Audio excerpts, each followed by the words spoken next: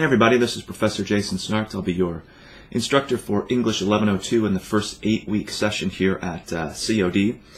I just wanted to do a quick little video here to say basically just hi and welcome to the course.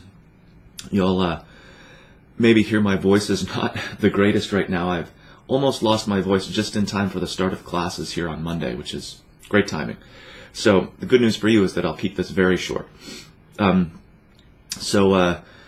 I do a whole bunch of these videos, or will do a whole bunch of them throughout our 8-week term together, most of them actually being screenshots or screen captures of our course. So we'll look at stuff together, kind of looking at due dates, what's coming up, units that we've covered and what we're headed into, maybe review of little certain sections in our course. So it's not just going to be me talking at you, but one of the things, or I guess two of the things that I'm really conscious of when I teach, especially when I teach online, is that students feel comfortable in the course, just like navigating the course. So it happens to be English 1102, but it could be like Astronomy 1101.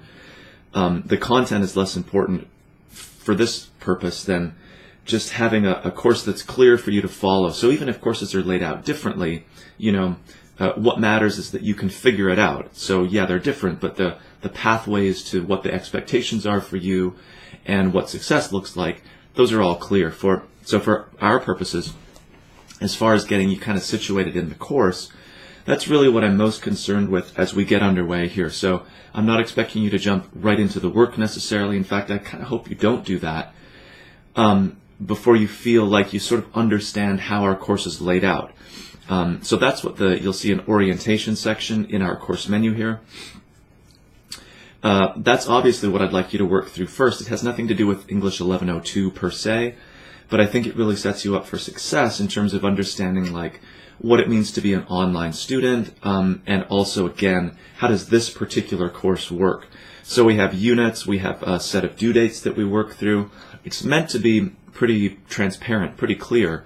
But again, it might take some getting used to. Even if you've done online classes before, they tend to be set up a little bit differently. People use different terminology or they group things differently.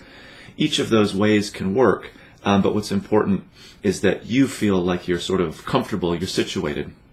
You can navigate the course, so you're not fighting both with the content part and with navigating as we move forward.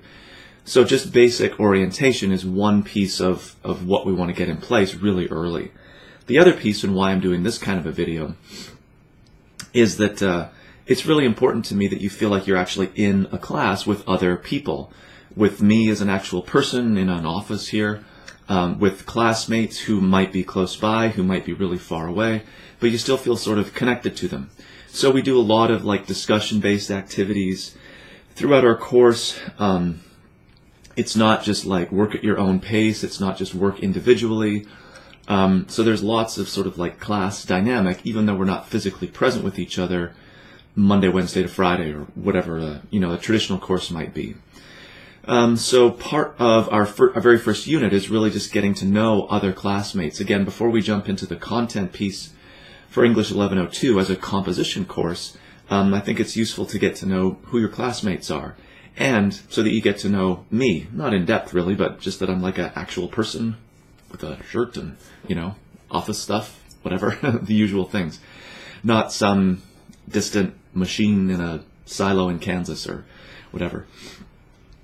So the orientation piece is one, getting just sort of situated in the course, but then also that we get to know each other a little bit so we feel connected.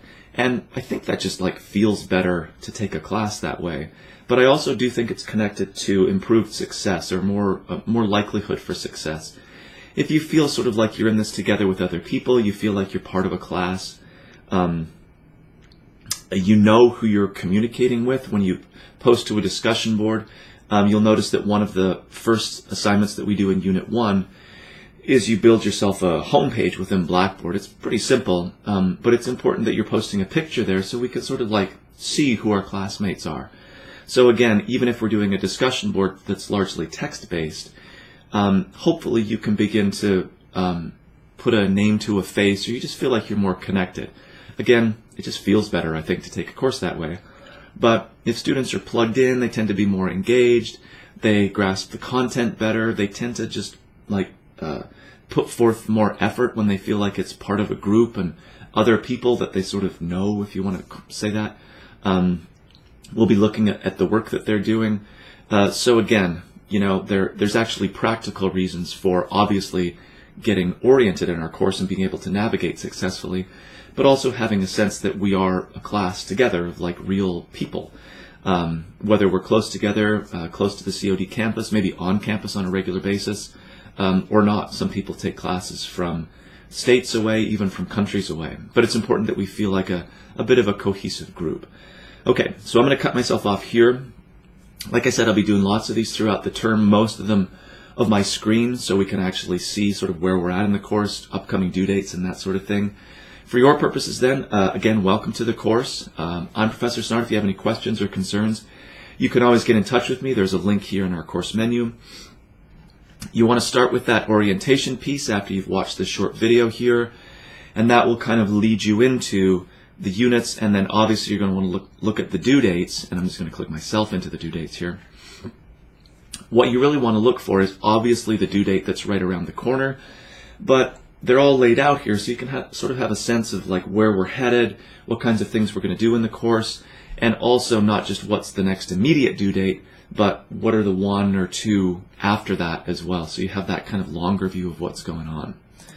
Okay, like I said, be in contact with me if you have any questions or concerns, and I look forward to talking with you again, hopefully when my voice is not about to just give out here. All right, welcome.